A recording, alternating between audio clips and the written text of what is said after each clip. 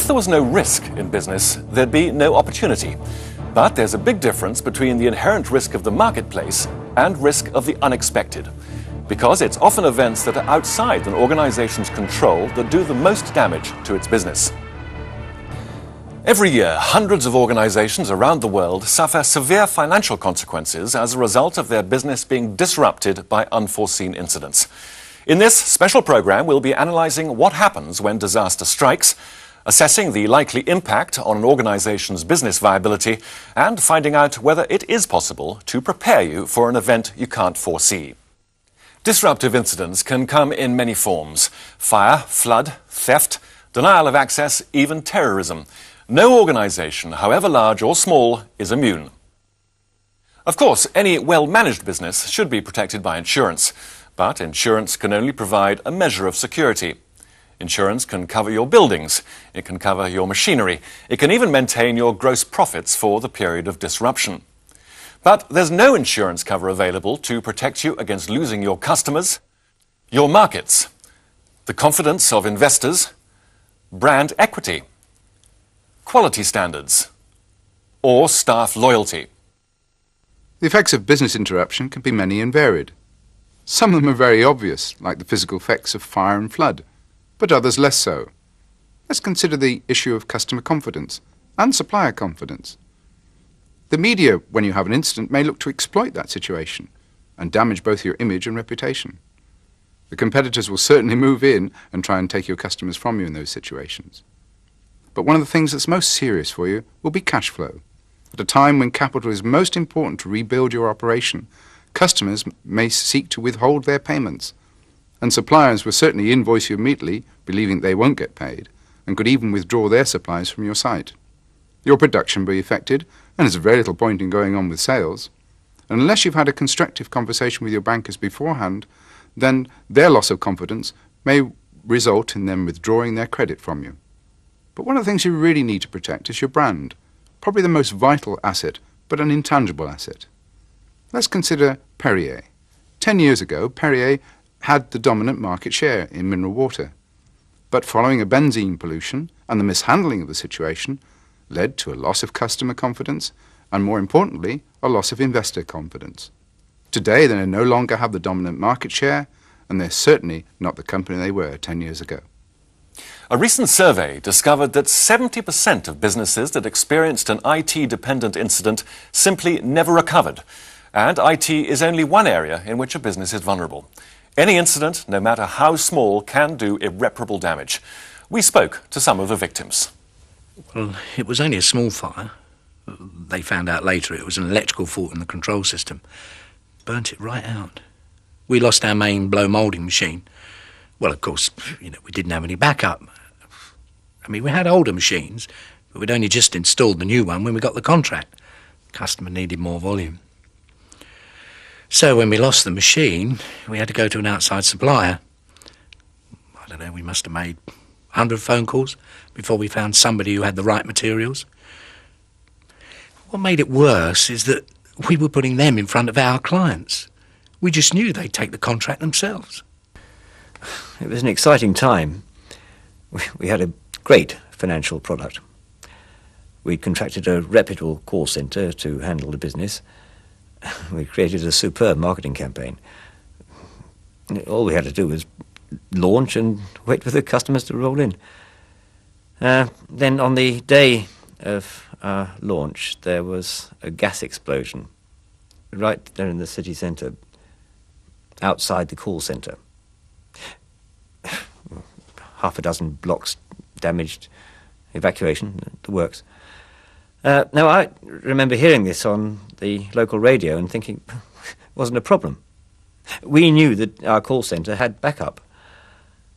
But what we hadn't reckoned on was so many local companies getting hit at once. And they all wanted to switch to the backup side. So they were swamped. No, the product never really took off. Should have done. But we were promising instant telephone service. And no one could get through. So once the press got hold of it, there was the customers never came back. Well, I suppose we were overexposed. We had one client taking up about 90% of our production, but it was an exclusive contract even if the margins were low. We were doing really well until the storm. We were up all night, but it didn't make any difference. The fire brigade said an external drainer got blocked, and then the foul drains backed up. We had about an inch of raw sewage in our food preparation and storage areas. You can't blame the client, really. I mean, not when there's food involved. There's something in the contract about failure to perform, so they switched suppliers. Well, we couldn't get a look in after that. I mean, the business literally went down the drain. Nobody can stop events like those taking place, but what we can do is prepare for them through a process known as business continuity management.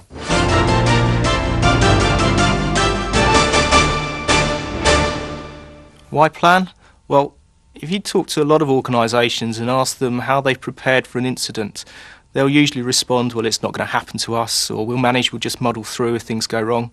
And quite frequently they'll say, look, we've just got far more important things to worry about at the moment than a fire or a flood.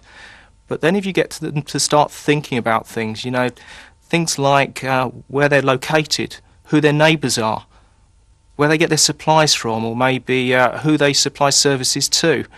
And then you say to them, well, what happens if their supplies are interrupted or they can't provide services to their customers? Then they very quickly realise that they can't afford to ignore business continuity management. Time and time again, it's been shown that organisations who are prepared for the out-of-the-ordinary situation will not only survive, but may also benefit as a result. And practically speaking, we all deal with problems on a daily basis. And we know that the ones that we deal with most effectively are those which we've experienced before, we've been trained to deal with, or we've planned to deal with in advance of the incident happening. And you have to remember that an emergency forces people to make decisions under immense pressure. And without the proper planning, these decisions could so easily be wrong. Investing just a little bit of time in advance to identify what decisions have got to be made, to document the decisions, could well avoid the mistakes being made later on. It's got to be also remembered that a disaster may not just be a huge event like a fire or a flood. You have to think about what could be the impact on your business of something more minor, such as maybe a supplier failing, or your customers being unable to contact you due to a postal strike, or maybe, say, that the loss of a PC which holds software which is critical or records which are very important to you. These are far more likely to happen, and when they do, the impact could be just as severe as something major. Planning for the unexpected won't take away the risk, but it will create working procedures that allow an organisation to respond effectively during the crisis period and recover rapidly when the immediate danger is past. Good business continuity management recognises this distinction. It divides the process into two distinct areas. Contingency planning gives a business the tools it needs to deal with the immediate effects of a disruptive incident, the crisis. This could include the evacuation of buildings, for example, or coordination with emergency services. Depending on the scale of the incident, the process of crisis management lasts a relatively short time. It takes the organisation from the point where the business is interrupted to the point where the organisation is able to continue its critical operations. Recovery management is the process by which an organisation manages its reinstatement as a fully operational and commercially viable business. Back to normal, in other words. Inevitably, the two processes overlap. In fact, they should. Large organisations in particular may require a crisis management team to provide liaison between the people involved in each area. With a smaller business, the same group of people may be delegated to handle both processes. But however large the team or teams your organisation requires, their most critical work will come long before any incident actually takes place, in planning and exercising business continuity procedures. So, where do you start? The key to creating a successful business continuity management plan is to first understand what the plan is designed to protect. Not all parts of a business are necessarily crucial to its immediate recovery, so the planning process must begin by carrying out what is known as impact analysis. Planning to ensure the continuity of your business needs to be tackled in just the same way as you'd tackle any project. What you need to do is establish clear objectives against predefined timescales. Impact analysis is the tool which helps you do this. Simply, it sorts out the important issues to tackle in the event of a disaster, Because if you try and do everything, then you're going to fail. So impact analysis is the process in which you identify, say, the significant threats to the organisation. You've got to think about a worst case environment. You've got to think about a major incident, ignore the trivial stuff, and consider what's going to be important to you if disaster strikes. Then you've got to think about these threats and what impact these are going to have on key sites, on operations, on business processes. What will be important to you as a business will very much depend on the nature of your operations. If you're a provider of specialist services or products, for instance, then your customers are far more likely to be willing to wait until you're back up and running. But what will be critical is to maintain communication with them, will be to make sure that they know what's happening and when you're going to be back in business. But if you're in financial services, for instance, then your priority could well be to maintain customer confidence and maintain cash flow. So once you've considered what the critical areas are to your operation, then it's vital that you think about what premises, what staff, what other resources you're going to need to recover. So impact analysis may on the face of it sound a daunting task, but the key thing is to remember 3 elements. Focus on what's really important to your business. Be realistic about what you can achieve and by when, but above all, keep it simple. Like so much else in management, if you get the planning right, your work will probably go unnoticed. But get it wrong, and the whole world could end up watching. Herald of Free Enterprise, the King's Cross fire, the Oklahoma bombing, the power outage in Auckland, ice storms in Canada. These are just some examples of major incidents. Incidents that have affected companies, large and small, and which, sadly, in some cases have resulted in human loss as well as financial loss. And yet, in these circumstances, some organizations survive. They survive through being prepared, having plans, having teams trained to respond.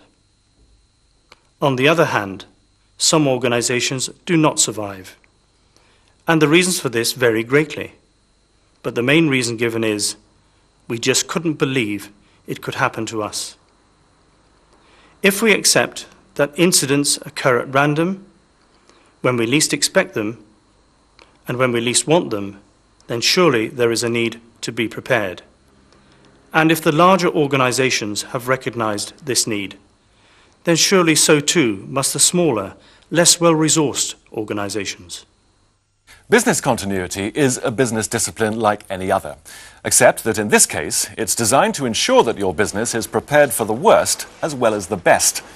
Like any management skill, it requires investment in people and resources. But in the process, you'll have found out where your business is most vulnerable and probably made savings as a result. You'll have protected your people, your brand, and your long-term profits against the truly unexpected. And you'll have proved that with the right planning, anything is possible, even dealing with the impossible.